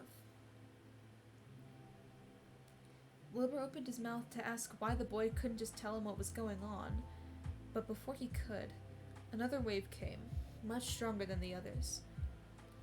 Yelping, Wilbur scrambled back on the sand, while the lower half of the boy's body was engulfed by water. The last thing Wilbur saw before he woke up was the boy giving him one of the saddest smiles he'd ever seen.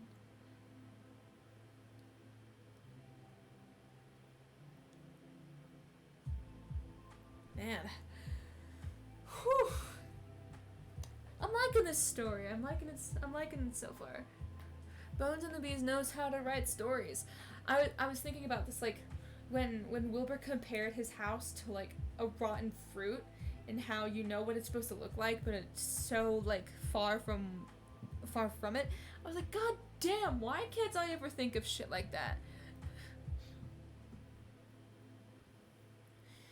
Whew. Alright. I think that is where I'm going to end the stream. Hold on, stick around. Oh wait, no, that's not the right scene. There it is. I'm gonna see if anybody's live.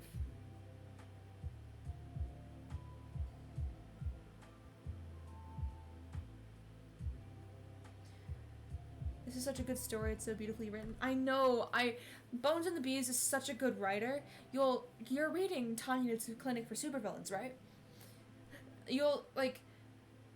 It doesn't falter at all. Like, the writing in that doesn't falter at all. I almost cried. Okay, let's see.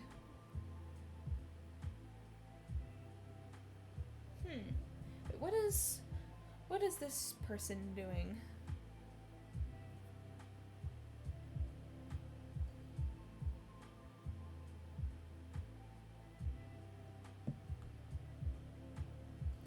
Okay.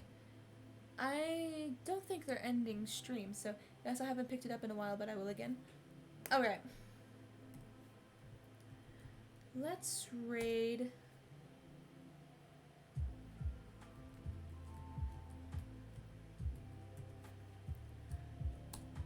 Bam. Alright. Join the raid. Alright.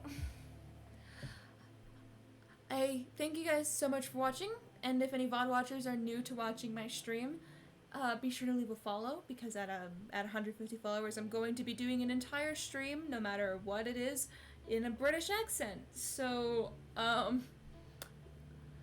look out for that and follow if you want to see that. Follow me on my other socials as well. Click !socials and it should give you everything. Join my Discord server if you want to have a chill time. I gotta revive that somehow, actually. Figure out a way to do that. Alright. I don't know when I'll stream next. Maybe tomorrow. Who knows? Because I won't be able to Thursday. I probably will tomorrow. Alright. Thank you guys so much for watching, and I will see you guys next time. Bye-bye!